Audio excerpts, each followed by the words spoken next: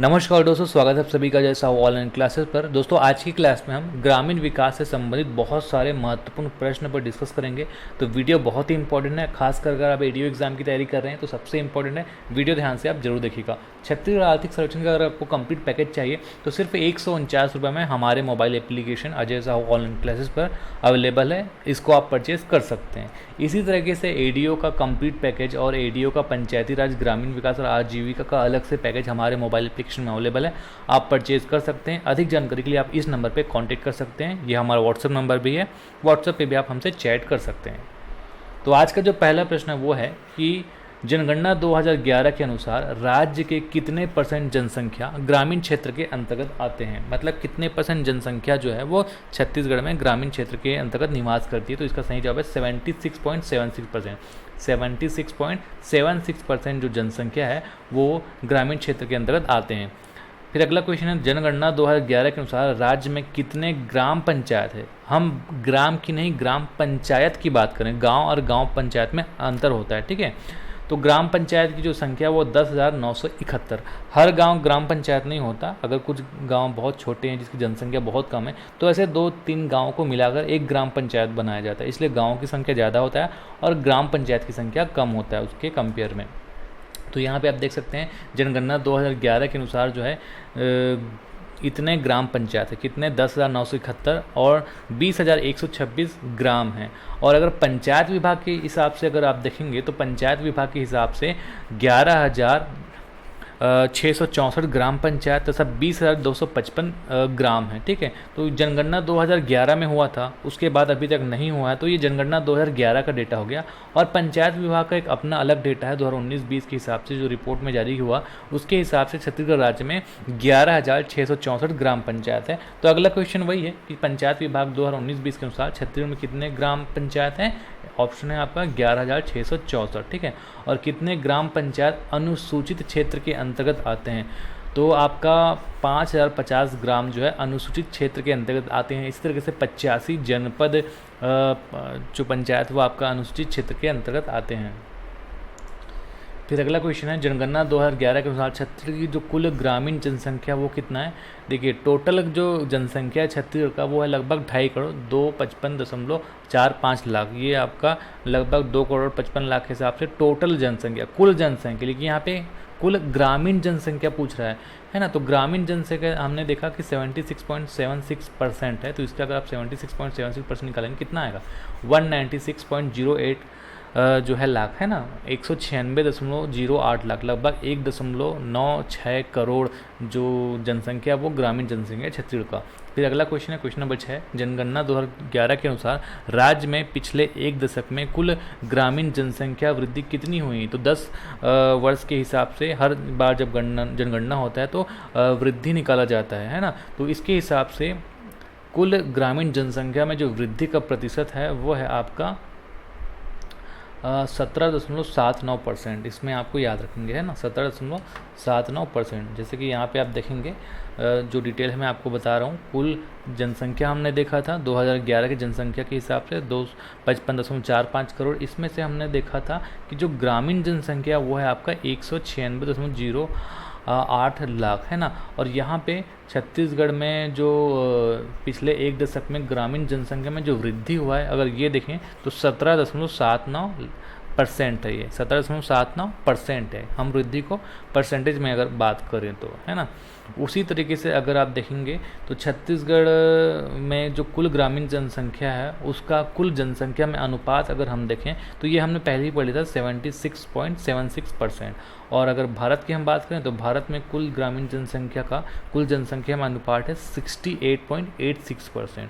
तो जनगणना 2011 के अनुसार से छत्तीसगढ़ में आपका जो ग्रामीण जनसंख्या का अनुपात है 76.76 है और छत्तीसगढ़ भारत में आपका 68.86। अगला प्रश्न है, महात्मा गांधी राष्ट्रीय रोजगार गारंटी योजना के अंतर्गत मातृत्व अवकाश भत्ता पाने की जो पात्रता क्या है। अगर कोई 12 माह में 50 दिन की मजदूरी कंप्लीट कर लेते हैं है ना, तो उनको ये पात्रता होता है। तो इसका जो सही जवाब होगा 1 वर्ष में कम से कम 50 दिन की मजदूरी कार्य। फिर अगला है मनरेगा के अंतर्गत, ये क्वेश्चन जो है एडीओ 2017 में आया था, ठीक है। मनरेगा के अंतर्गत एक आवेदन के कार्य की मांग करने के कितने दिनों के बाद वह बेरोजगारी भत्ता पाने का अधिकारी हो जाता है। अगर कोई आवेदन करता है कार्य करने के लिए, है ना, तो कितने दिन के बाद वह बेरोजगारी भत्ता पाने का अधिकारी होता है। ये 2017 में आया था ईडीओ के क्वेश्चन में। 15 दिन के बाद, अगर 15 दिन के बाद उसको कार्य नहीं मिलता तो वो बेरोजगारी भत्ता पाने का अधिकारी हो जाता है मनरेगा के अंतर्गत। मनरेगा के अंतर्गत छत्तीसगढ़ में सूखा प्रभावित क्षेत्रों में एक परिवार कितने दिनों का रोजगार प्राप्त कर सकता है। 2017 में आया था। नॉर्मली 150 दिन का रोजगार मिलता है, लेकिन सूखा प्रभावित क्षेत्रों में 200 दिन का रोजगार। ये 2017 के हिसाब से क्वेश्चन था। फिर अगला है, महात्मा गांधी राष्ट्रीय रोजगार गारंटी अधिनियम 2005 के अंतर्गत किए गए कार्य के अनिवार्य सामाजिक अंकेक्षण कराने की क्या अवधि होती है। तो हर 6 माह के अंतर्गत सामाजिक अंकेक्षण कराना होता है मनरेगा में, हर 6 माह के अंतर्गत। ये भी 2017 में पूछा गया था। फिर अगला है, महात्मा गांधी राष्ट्रीय रोजगार गारंटी अधिनियम के अंतर्गत सामाजिक अंकेक्षण का दायित्व किसे सौंपा गया। ये ईडीओ 2012 में आया था। तो इसका जो सही जवाब है वह है ग्राम सभा। ग्राम सभा को दायित्व सौंपा गया है महात्मा गांधी राष्ट्रीय रोजगार गारंटी अधिनियम के सामाजिक अंकेक्षण का। सामाजिक अंकेक्षण का कार्य ग्राम सभा के माध्यम से होता है। अगला क्वेश्चन ये भी 2012 में आया था। महात्मा गांधी राष्ट्रीय रोजगार गारंटी योजना 1 अप्रैल 2008 को कितने जिलों में लागू किया गया। 1 अप्रैल 2008 को समस्त जिलों में लागू हुआ था। ठीक है, 1 अप्रैल 2008 को सभी जिलों में लागू हो गया था। मनरेगा के अंतर्गत वर्ष में कितने बार सामाजिक अंकेक्षण के कार्य किए जाते हैं। देखिए 6 महीने में एक बार, है ना, 6 माह में एक बार। तो साल में कितना, साल में 2 बार। तो ऑप्शन बी इसका सही जवाब होगा। मनरेगा के तहत अकुशल मजदूरों को कार्य मांगने के पश्चात कितने दिनों में कार्य दिया जाना चाहिए। अगर 15 दिन के अंदर कार्य नहीं मिलता तो उसको बेरोजगारी भत्ता मिलता है। ऑप्शन ए सही जवाब है, 15 दिन के अंदर कार्य दिया जाना चाहिए। फिर अगला है, मनरेगा योजना के अंतर्गत मजदूरी एवं सामग्री पर राशि व्यय का अनुपात है। एकदम इंपॉर्टेंट क्वेश्चन, 60 और 40, है ना। मजदूरी का जो व्यय होगा 60% और सामग्री का 40। तो इसका सही जवाब होगा 60-40। ईडीओ 2012 में आया था। अगला है, महात्मा गांधी नरेगा के तहत अकुशल वयस्क मजदूर को जिसे काम की इच्छा हो तो न्यूनतम कितने दिन की मजदूरी दिवस दिया जाता है। मनरेगा में लिखा है कि 100 दिवस का 100 दिन का रोजगार आपको मिलेगा, है ना। अगर 100 दिन का रोजगार के हिसाब से देखें तो इसका जो 90 और 10 रेशियो में याद रखना, 100 दिन का जो रोजगार होता है उसका 90% केंद्र सरकार वहन करता है और सिर्फ 10% राज्य सरकार वहन करता है। 100 दिन से ज़्यादा अगर राज्य सरकार चाहे तो रोजगार दे सकता है ना। और उसका जितने दिन एक्स्ट्रा देगा उसका पूरा 100% जो खर्चा होगा उसको राज्य सरकार देगा। जैसे छत्तीसगढ़ में 150 दिन का रोजगार मिलता है, तो ये एक्स्ट्रा 50 दिन का जो खर्चा है वो छत्तीसगढ़ सरकार स्वयं देता है। फिर अगला है, मनरेगा का प्रथम चरण कब प्रारंभ हुआ। मनरेगा का जो प्रथम चरण है 2 फरवरी 2006 को प्रारंभ हुआ। 2 फरवरी 2006 को पूरे भारत के 200 ज़िले से इसे लागू किया गया था। कहाँ से, आंध्र प्रदेश के अनंतपुर ज़िले से। याद रखेंगे, मनरेगा की शुरुआत आंध्र प्रदेश के अनंतपुर ज़िले से हुई थी। इसके साथ साथ 200 ज़िलों में चालू हुआ था। छत्तीसगढ़ के इस समय 11 ज़िलों का सिलेक्शन हुआ था, है ना। 2 फरवरी 2006 में देश के 200 ज़िले और छत्तीसगढ़ राज्य के 11 ज़िले के साथ मनरेगा का शुरुआत हुआ था। यहाँ पे मैं आपको और डिटेल बताता हूँ। छत्तीसगढ़ में कब प्रारंभ हुआ, 2 फरवरी 2006 को, मतलब पूरे भारत में 200 जिलों के साथ ये चालू हुआ था और 3 चरण में लागू हुआ। 2 फरवरी 2006 को छत्तीसगढ़ के 11 जिले देश के 200 जिलों के साथ। तृतीय चरण 1 अप्रैल 2007 को छत्तीसगढ़ के 4 जिले देश के लगभग 130 जिले और शामिल किया। उसके बाद तृतीय चरण में देश के समस्त राज्य के समस्त जिलों में लागू हुआ, मतलब सभी जिलों में, सभी देश में, सभी तरफ लागू हुआ 1 अप्रैल 2008 को। तो अगर आपको क्वेश्चन पूछा जाए कि मनरेगा समस्त देश में कब लागू हुआ तो 1 अप्रैल 2008 याद रख लेना। और यहाँ पे और डिटेल बताया गया कि प्रथम चरण के जो 11 जिले थे आप देख सकते हैं, द्वितीय चरण के जो 4 जिले थे वो आप देख सकते हैं छत्तीसगढ़ में जब लागू हुआ। तो अगला क्वेश्चन है, मनरेगा प्रथम चरण के दौरान देश के कुल कितने जिलों में प्रारंभ हुआ। तो पहले चरण में 200 और छत्तीसगढ़ में मनरेगा के पहले चरण के दौरान जो है 11 जिलों का सिलेक्शन हुआ था। अगला है, मनरेगा का दूसरा चरण कब प्रारंभ हुआ। दूसरा चरण प्रारंभ हुआ 1 अप्रैल 2007 को। दूसरे चरण के दौरान देश के कितने जिलों को इस योजना में शामिल किया गया। दूसरे चरण के दौरान देश के 130 जिलों को शामिल किया गया। दूसरे चरण के दौरान छत्तीसगढ़ के कितने जिलों को शामिल किया गया था। छत्तीसगढ़ के 4 जिलों को शामिल किया गया था। मनरेगा देश के समस्त जिलों में कब चालू हुआ, 1 अप्रैल 2008। याद रखेंगे 1 अप्रैल 2008, ये डेट एकदम से याद रख लेना। इस दिन मनरेगा देश के सभी जिलों में लागू हुआ था, देश के सभी राज्य के सभी जिलों में। फिर अगला क्वेश्चन है, नरेगा से मनरेगा नाम परिवर्तन कब हुआ? पहले ये नरेगा था, है ना, उसमें बाद में महात्मा गांधी जो नाम है वो जोड़ा गया, ठीक है। तो नरेगा से मनरेगा का नाम परिवर्तन कब हुआ? याद रखेंगे 2 अक्टूबर 2009 को। मनरेगा योजना के अंतर्गत कम से कम कितने प्रतिशत कार्य ग्राम पंचायत के द्वारा कराया जाता है? तो 50% कार्य कम से कम ग्राम पंचायत के द्वारा कराया जाता है। मनरेगा योजना के अंतर्गत रोजगार के लिए आवेदन कौन कर सकता है? रोजगार के लिए ऐसे वयस्क सदस्य जिसके पास जॉब कार्ड है ना, एक तो ये वयस्क होना चाहिए और उसके पास जॉब कार्ड होना चाहिए, और ये जो जॉब कार्ड है वो ग्राम पंचायत के माध्यम से दिया जाता है। फिर अगला है, मनरेगा योजना अंतर्गत रोजगार के लिए आवेदन किसे संबोधित करके किया जा सकता है? मतलब रोजगार के लिए आप आवेदन किसको करेंगे? तो ग्राम पंचायत को किया जा सकता है और खंड स्तरीय कार्यक्रम अधिकारी को भी किया जा सकता है। तो ऑप्शन सी, विकल्प ए और बी दोनों सही जवाब होगा। फिर अगला क्वेश्चन है, मनरेगा योजना में आवेदन करने के कितने दिन के भीतर रोजगार को मुहैया कराने की गारंटी दी जाती है? 15 दिन के भीतर रोजगार मुहैया करने की गारंटी दी जाती है। मनरेगा योजना के अंतर्गत वन पट्टाधारक परिवारों को कितने दिन का रोजगार भारत सरकार द्वारा मिलता है? देखिए, सामान्य परिवार को 100 दिन का रोजगार भारत सरकार देता है, और वन पट्टाधारक परिवार को जो भारत सरकार है वो 150 दिन का रोजगार देता है। तो इसका सही जवाब होगा 150 दिन। प्रधानमंत्री आवास योजना ग्रामीण के अंतर्गत हितग्राहियों को आवास निर्माण के लिए मनरेगा अंतर्गत सामान्य क्षेत्र में कितने दिन का अतिरिक्त लाभ मिलता है? तो सामान्य क्षेत्र में प्रधानमंत्री आवास योजना के अंतर्गत मनरेगा कंजर्वेशन के अंतर्गत क्या होता है? 90 दिन का एक्स्ट्रा लाभ मिलता है। ये सामान्य क्षेत्र की हम बात करें, और इसी को अगर पहाड़ी क्षेत्र की बात किया जाए, है ना, सेम क्वेश्चन पहाड़ी क्षेत्र अगर दे दिया जाए तो 90 की जगह 95 दिन का एक्स्ट्रा लाभ मिलता है। तो मनरेगा का मैं ओवरव्यू बताऊं तो ये 25 अगस्त 2005 को अधिनियम पारित हुआ था। फिर 2 फरवरी 2006 को आंध्र प्रदेश के अनंतपुर के साथ साथ लगभग 200 जिलों में चालू हुआ। फिर 1 अप्रैल 2008 को देश के सभी जिलों में इसको चालू किया गया, और 2 अक्टूबर 2009 को ये नरेगा से मनरेगा हुआ। उद्देश्य क्या था? गरीबी रेखा के नीचे अकुशल मतलब जिसको कुछ नहीं आता, अनस्किल्ड, पढ़ाई लिखाई से कोई संबंध नहीं है और कोई स्किल से कोई संबंध नहीं है, इसमें अगर आपको कुछ भी नहीं आता, अगर आप बीपीएल परिवार से हैं तो आपको रोजगार की गारंटी देता है ये योजना, है ना। पात्रता क्या है? इच्छुक ग्रामीण को केंद्र से 100 दिन का रोजगार, और वन पट्टाधारी जो होगा उसको केंद्र से 150 दिन का रोजगार मिलता है। 15 दिन के अंदर रोजगार का मुहैया कराया जाता है। अगर 15 दिन के अंदर रोजगार नहीं मिलता तो जो भी उसका जो प्रति रोजी के हिसाब से चार्जेस होता है उसका 1/4 भत्ता के तौर पे मिलता है। और अगर 30 दिन के अंतर्गत काम नहीं मिलता तो उसका 1/2 हिस्सा भत्ता के तौर पर दिया जाता है।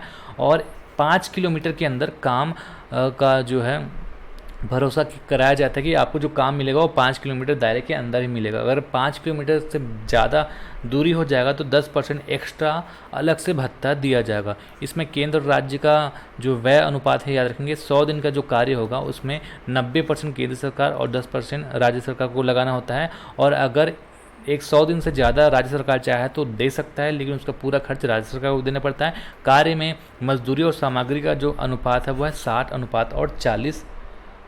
अगला क्वेश्चन है, यदि आवेदन करने के 15 दिन के अंदर रोजगार नहीं मिलता तो बेरोजगारी भत्ता कितना दिया जाता है? देखिए, प्रथम 30 दिन के लिए न्यूनतम मजदूरी का 1/4 और 30 दिन के उपरांत जो है न्यूनतम मजदूरी का आधा, है ना। प्रथम ये 30 दिन मतलब ऐसा है कि 15 दिन के बाद, है ना, 15 से लेकर 30, तो ये क्योंकि 15 दिन के अंदर भरोसा दिलाया जाता है, लेकिन 15 दिन के बाद अगर नहीं मिलता तो 15 से जो 30 के बीच का अवधि है उसमें 1/4 हिस्सा।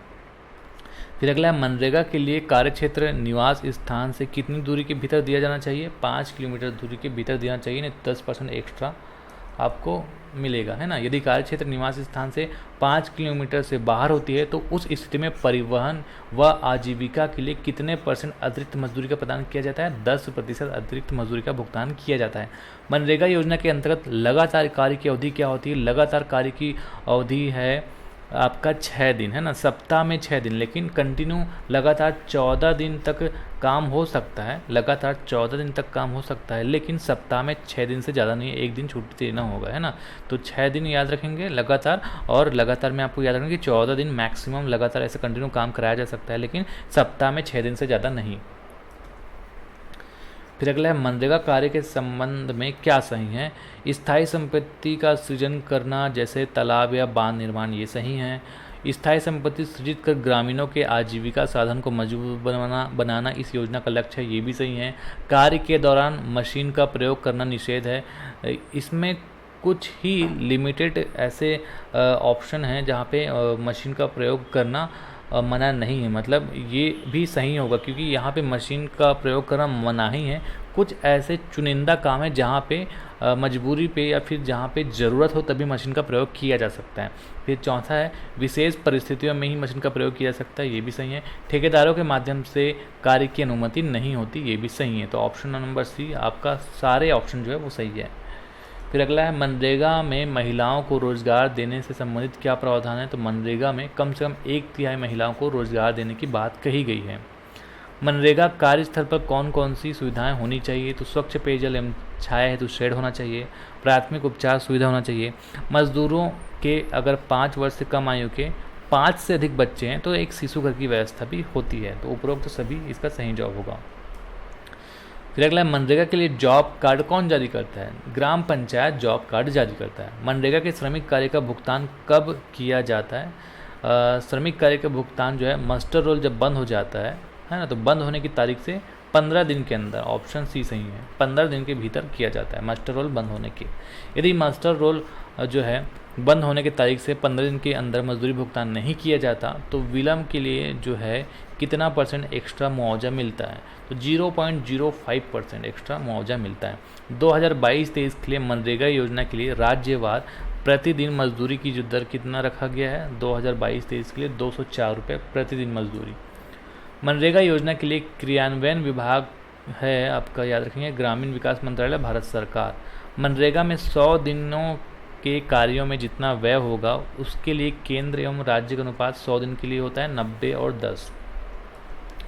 मनरेगा अंतर्गत वित्तीय वर्ष 2022-23 में कुल कितने लाख मानव दिवस रोजगार का सृजन किया गया। इकोनॉमिक सर्वे क्लास में मैंने आपको बताया था ये, है ना, 357.57 लाख। मनरेगा की मूलभूत जानकारी तथा मनरेगा अंतर्गत निर्मित परिसंपत्तियों की आमजन किस ऐप के माध्यम से देख सकता है। ठीक है, मतलब नॉर्मल लोग जो है मनरेगा के अंतर्गत जो भी काम हुआ है उसको कौन से एप्लीकेशन के माध्यम से देख सकता है, ये क्वेश्चन पूछ रहा है। तो इस एप्लीकेशन का नाम है जन मनरेगा ऐप। अगला क्वेश्चन है मनरेगा के निर्माण कार्यों के प्राक्कलन तैयार करने, तकनीकी एवं प्रशासकीय स्वीकृति आदि के लिए ऑनलाइन व्यवस्था के हेतु सिक्योर सॉफ्टवेयर राज्य में कब से लागू हुआ है। तो ये सिक्योर सॉफ्टवेयर है राज्य में 2018-19 से लागू हुआ है। मनरेगा अंतर्गत निर्माण कार्य में तकनीकी सहायकों के सहयोग के लिए बेयरफुट टेक्नीशियन को कितने दिवस का प्रशिक्षण देकर ग्राम पंचायत में काम लिया जाता है। तो ये बेयरफुट जो टेक्नीशियन होते हैं उनको 90 दिन का प्रशिक्षण दिया जाता है, उसके बाद काम लिया जाता है इनसे। अगला है वर्ष 2022-23 में मनरेगा के अंतर्गत 100 दिवस का रोजगार पूरे करने वाले जो परिवारों की संख्या है वो कितनी है। तो इसका जो सही जवाब है 6185। आर्थिक सर्वेक्षण की क्लास में आप देख लीजिएगा, ग्रामीण विकास से संबंधित जो टॉपिक में मैंने आर्थिक सर्वेक्षण का क्लास डाला है उसको आप जरूर देखिएगा। वर्ष 2022-23 में मनरेगा के अंतर्गत किए कार्यों में महिलाओं का योगदान कितना है। तो महिलाओं का योगदान है 52%। तो यहाँ पे आप देख सकते हैं 2022-23 का डिटेल आर्थिक सर्वेक्षण का ये स्क्रीनशॉट मैंने यहाँ पे अटैच किया हुआ है। तो पंजीकृत परिवार की संख्या 41.13 लाख। यहाँ पे सृजित मानव दिवस है 325.57 लाख।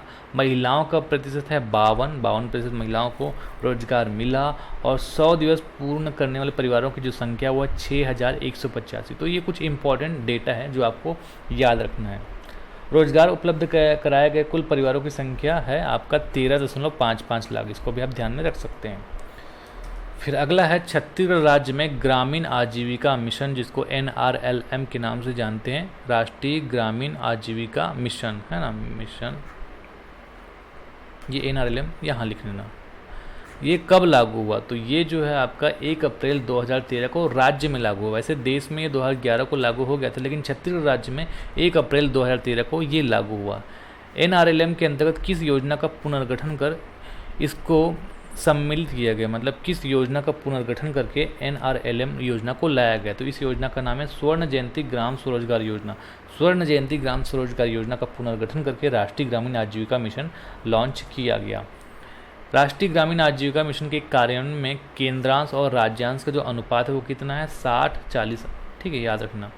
NRLM का मुख्य उद्देश्य क्या है, विभिन्न प्रकार के स्वरोजगार का सृजन कर ग्रामीण परिवारों की गरीबी दूर करना, ये है। समुदाय आधारित समूहों के लिए सूक्ष्म उद्यमों का विकास करना, ये भी सही है।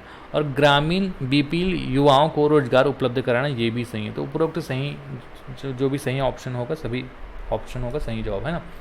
राज्य में NRLM को किस नाम से जाना जाता है, तो राज्य में राष्ट्रीय ग्रामीण आजीविका मिशन को बिहान के नाम से जाना जाता है। इस बिहान का अर्थ क्या होता है, बिहान का अर्थ होता है नया सवेरा। राष्ट्रीय ग्रामीण आजीविका मिशन के बारे में जो भी मैंने आपको पढ़ाया बता देता हूँ। 1 अप्रैल 2013 को स्वर्ण जयंती ग्राम स्वरोजगार योजना का पुनर्गठन करके इसको संपूर्ण प्रदेश में, मतलब छत्तीसगढ़ राज्य में लागू किया गया।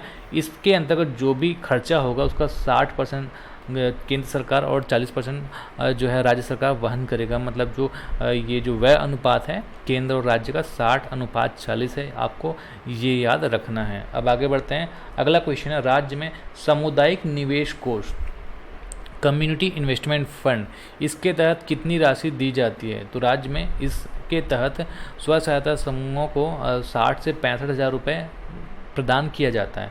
फिर सामुदायिक निवेश कोष के संबंध में क्या सही है, ये आपको बताना है।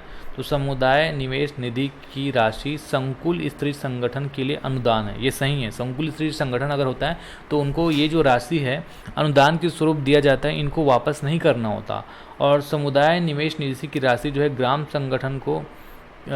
संगठन के लिए ऋण के रूप में दिया जाता है और ग्राम स्व सहायता समूह एवं उनके सदस्यों को भी ऋण के तौर पे दिया जाता है। तो ये दोनों ऑप्शन भी सही है, ग्राम संगठन हो गया या फिर ग्राम स्व सहायता समूह और उनके सदस्य हो गए। इनको जो है सामुदायिक निवेश कोष का जो फंड दिया जाता है वो ऋण के तौर पे दिया जाता है, इनको वापस करना होता है। लेकिन संकुल स्त्री संगठन को अनुदान के तौर पर दिया जाता है, इनको वापस करने की ज़रूरत नहीं होता। ठीक है, ये चीज़ आप यहाँ पे देख सकते हैं। राज्य ग्रामीण आजीविका मिशन के अंतर्गत सामुदायिक निवेश कोष का प्रावधान स्व सहायता समूह के जीविकोपार्जन संबंधी गतिविधि को बढ़ावा देने के लिए प्रारंभिक पूंजी के रूप में किया गया है। इसके अंतर्गत 60 से 65 हज़ार रुपये तक की ऋण उपलब्ध कराया जाता है। और यहाँ पे ये याद रखना है कि ये जो ऋण है इसकी वापसी महिला स्व सहायता समूह द्वारा ग्राम संगठन के माध्यम से संकुल स्त्री संगठन को किया जाता है। और सामुदायिक निवेश की निधि की जो राशि है वो संकुल स्त्री संगठन के लिए अनुदान है, जबकि ग्राम संगठन और स्व सहायता समूह एवं उसके सदस्यों के लिए ऋण के रूप में दिया जाता है। फिर अगला है चक्र निधि, जिसको हम कहते हैं रिवॉल्विंग फंड। तो आपको ये बताना है कि चक्र निधि के तहत जो स्व सहायता समूह है उनको कितनी राशि प्रदान किया जाता है, तो इसमें ऑप्शन है 15,000 की राशि उपलब्ध कराई जाती है। चक्र निधि जो है किस प्रकार के स्व सहायता समूह को दिया जाता है, ऐसे स्व सहायता समूह जिन्होंने 3 महीने से पंचसूत्र का पालन किया हो, ठीक है, इनको दिया जाता है। पंचसूत्र में क्या आता है, जैसे नियमित साप्ताहिक बैठक, नियमित साप्ताहिक बचत, नियमित आंतरिक लेन देन, नियमित ऋण वापसी तथा नियमित साप्ताहिक लेखा जोखा। ये जो 5 सूत्र है 3 महीने तक कंप्लीट जिन्होंने किया हो, ऐसे स्व सहायता समूह को चक्री निधि के तौर पे 15,000 रुपये की राशि प्रदान की जाती है। तो 2022-23 में अगर आप देखेंगे तो कितने स्व सहायता समूह को कितनी राशि प्रदान की गई है, ये सब यहाँ पे आपको मिल जाएगा। फिर अगला है क्वेश्चन नंबर 62, राज्य में बैंक लिंकेज कार्यक्रम के तहत महिला स्व सहायता समूह को कितने % ब्याज के दर से ऋण दिया जाता है। तो ये जो बैंक लिंकेज कार्यक्रम है स्पेशली महिला स्व सहायता समूह के लिए होता है और इसके अंतर्गत 3% की दर से ब्याज उपलब्ध कराया जाता है। प्रदेश में वर्तमान में कितने राष्ट्रीय ग्रामीण आजीविका मिशन अनुपालित स्व सहायता समूह हैं, तो इसका सही जवाब है 2,04,750। यहाँ पे आप डिटेल देख सकते हैं। बैंक लिंकेज कार्यक्रम जो है महिला स्व सहायता समूह को आर्थिक गतिविधि से जोड़ने के लिए ऋण दिया जाता है 3% ब्याज की दर पर। और प्रदेश में वर्तमान में कुल 2,04,750 राष्ट्रीय ग्रामीण आजीविका मिशन अनुपालित स्व सहायता समूह हैं।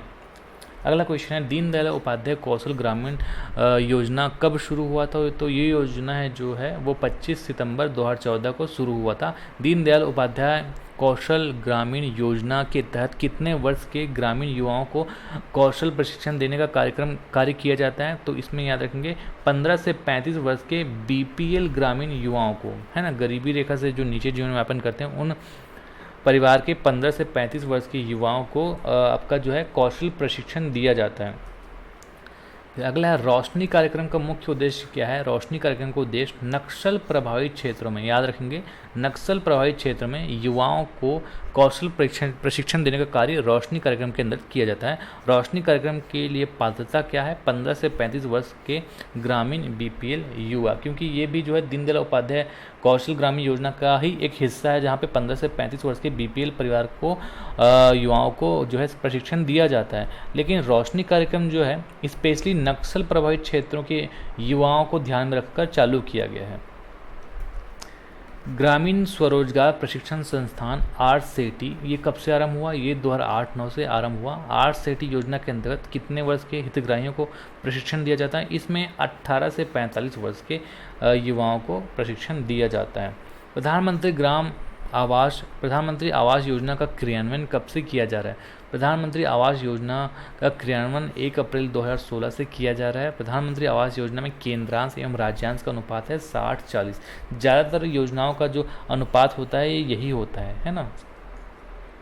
तो प्रधानमंत्री आवास योजना के संदर्भ में आपको क्या क्या याद रखना है, इसमें केंद्रांश और राज्यांश है 60 और 40। और प्रधानमंत्री आवास योजना के अंतर्गत वर्ष 2024 तक टारगेट ये है कि वर्ष 2024 तक सभी के लिए आवास के उद्देश्य से ग्रामीण क्षेत्रों के बेघर एवं कच्चे मकानों में रह रहे गरीब परिवार को स्वयं का पक्का एवं आपदा रोधक मकान उपलब्ध कराया जाए। और इस उद्देश्य से 1 अप्रैल 2016 से प्रधानमंत्री आवास योजना ग्रामीण का क्रियान्वयन किया जा रहा है। इससे पहले इंदिरा आवास योजना चलता था, 1 जनवरी 1996 को लागू किया गया था। इसमें केंद्र और राज्य का अनुपात था 75-25, लेकिन बाद में इसी को बदलकर 1 अप्रैल 2016 को प्रधानमंत्री आवास योजना लाया गया, इसका नाम बदलकर, जहां पे इस केंद्र और राज्य का जो अनुपात है अब 60 और 40 है। अगला क्वेश्चन है प्रधानमंत्री ग्राम सड़क योजना कब शुरू हुआ। प्रधानमंत्री ग्राम सड़क योजना 25 दिसंबर 2000 को हुआ। 25 दिसंबर जो अटल बिहारी वाजपेयी जी का है जन्मदिन है ना, तो उन्हीं का ही सपना था प्रधानमंत्री ग्राम सड़क योजना, तो इनके जन्मदिन पे 25 दिसंबर 2000 को ये चालू किया गया था। मुख्यमंत्री ग्राम सड़क एवं विकास योजना कब प्रारंभ हुआ। मुख्यमंत्री ग्राम सड़क एवं विकास योजना 23 अप्रैल 2011 को, इसके 11 साल बाद।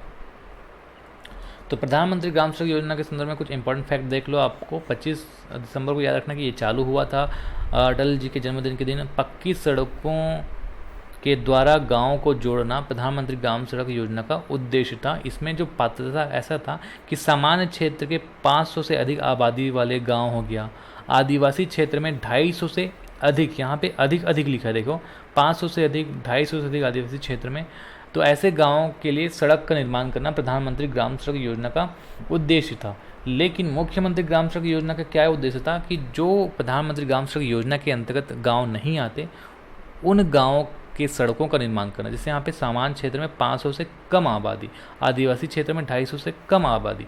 तो मुख्यमंत्री ग्राम सड़क योजना क्यों चालू किया गया। प्रधानमंत्री ग्राम सड़क योजना के अंतर्गत जो गांव नहीं आ रहे थे वहाँ के सड़कों को निर्माण करने के लिए मुख्यमंत्री ग्राम सड़क योजना का निर्माण किया गया। इसमें नाबार्ड के द्वारा 80% का अनुदान मिलता है और राज्य के द्वारा 20% लगाया जाता है। ये राज्य पोषित योजना है। अगला क्वेश्चन है मुख्यमंत्री ग्राम गौरव पथ योजना कब चालू हुआ। ये जो है 9 अप्रैल 2014 को चालू हुआ, ताकि जहाँ पे कीचड़ और धूल आदि की समस्या होता है ऐसे गांव में पक्की कंक्रीट सड़कें का निर्माण किया जा सके। मुख्यमंत्री ग्राम गौरव पथ योजना के अंतर्गत कंक्रीट की सड़क की जो चौड़ाई है वो कितनी होती है। देखिए इसका जो सही ऑप्शन है, ऐसा अगर कंक्रीट की सड़क के बारे में पूछे तो वैसे 4 मीटर चौड़ी होती है ना। इसका डिटेल आप पढ़ो ताकि कन्फ्यूज़न ना हो। 4 मीटर का सड़क होता है, फिर 0.5 मीटर और 0.5 मीटर का यहाँ पे खरंजा लगाया जाता है। खरंजा क्या होता है, जैसे ये सड़क है, इस सड़क का थिकनेस है ना, मैं सड़क का थिकनेस मतलब सड़क की मोटाई, जैसे सीमेंट वाला सड़क आप देखेंगे वो इतना मोटा होगा, तो ये ज़मीन हो गया, ज़मीन का लेवल हो गया, और ये सड़क इतना मोटा है। अब यहाँ पे जब आप गाड़ी चला रहे हैं तो ज़मीन से इसमें चढ़ेगा कैसे, तो बीच में गिट्टी मुरुम ये सब डालेंगे ना इसमें लेवल करने के लिए। तो इसी जो लेवल करने का जो काम होता है, गिट्टी या मुरुम जो डालते हैं हम, है ना, उसको खरंजा बोलते हैं। तो 0.5 मीटर का खरंजा और फिर 0.5 मीटर का दोनों साइड नाली बनाया जाता है। इस तरीके से टोटल 6 मीटर चौड़ा सड़क का निर्माण किया जाता है। लेकिन वास्तव में जो कंक्रीट सड़क की जो चौड़ाई होती है वो 4 मीटर होता है। तो यहाँ पे आप देख लेंगे 9 अप्रैल 2012 को मुख्यमंत्री ग्राम गौरव पथ योजना को चालू किया गया था। और इसमें विशेष में आप क्या याद रख लेंगे, कम से कम एक तरफ नाली का निर्माण आवश्यक है। मुख्यमंत्री ग्राम गौरव पथ योजना के अंतर्गत अगर ऐसा कोई स्थान होगा जहाँ पे नाली बनाना पॉसिबल नहीं होगा तो वहाँ पे काम स्थगित कर दिया जाएगा। मतलब एकदम सख्त आदेश है कि एक तरफ नाली कम से कम बनाना ही है।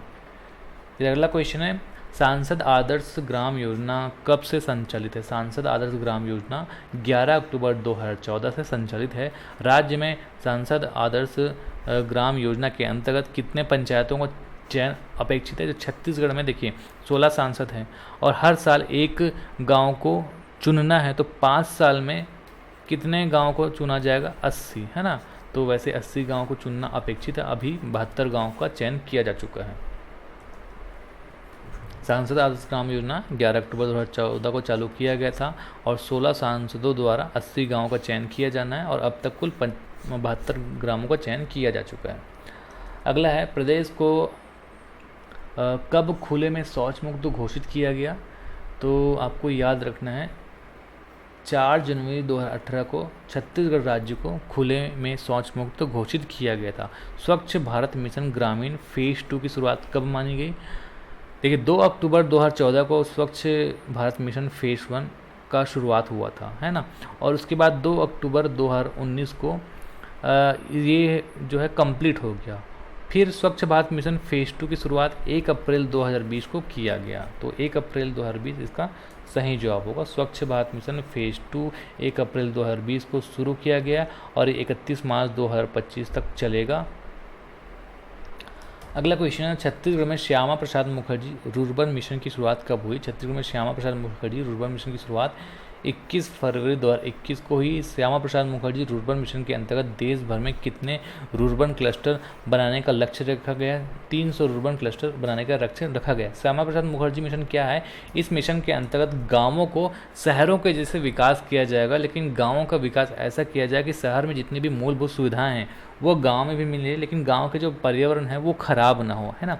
तो इसको कहा गया रूर्बन क्लस्टर। तो इस तरीके से लक्ष्य रखा गया है श्यामा प्रसाद मुखर्जी मिशन के अंतर्गत कि देश में 300 रूर्बन क्लस्टर बनाया जाए, जिसमें से 19 जो रूर्बन क्लस्टर है वो 19 रूर्बन क्लस्टर जो है छत्तीसगढ़ का है। छत्तीसगढ़ के 19 रूर्बन क्लस्टर का चयन किया गया इसमें, जिसमें से 12 जनजाति हैं और 7 गैर जनजाति क्लस्टर शामिल है। अब इसमें अभी याद रख लीजिए कि 84.50% जो है कार्य पूरा हो चुका है। इसमें एक फैक्ट और याद रख सकते हैं कि 300 में से टॉप 75 रूर्बन क्लस्टर का जो है डेटा निकाला गया है और इस टॉप 75 में जो है 14 छत्तीसगढ़ का है। तो अगर आपको ये वीडियो पसंद आए तो वीडियो को लाइक ज़रूर कर लीजिएगा। अगर आप इंस्टाग्राम चलाते हैं तो ध्यान रखें, इंस्टाग्राम चलाते हैं तो हमारा पेज ज़रूर फॉलो कर लीजिएगा। यहाँ पे हम इंपॉर्टेंट अपडेट देते हैं। इंस्टाग्राम में अजय साहू ऑनलाइन क्लासेस करके पेज फॉलो कर लीजिएगा। चैनल को सब्सक्राइब नहीं किया है तो चैनल को सब्सक्राइब करके बेल आइकन प्रेस कर लीजिएगा। फेसबुक पे Ajay Sahu online class search करके आप हमें लाइक कर लीजिए और जो हमारा टेलीग्राम ग्रुप है Ajay Sahu online class search करके उसको ज्वाइन कर लीजिए। और मोबाइल एप्लीकेशन आपने डाउनलोड नहीं किया तो मोबाइल एप्लीकेशन भी डाउनलोड कर लीजिएगा। तो आज के लिए बस इतना ही। नमस्कार, धन्यवाद।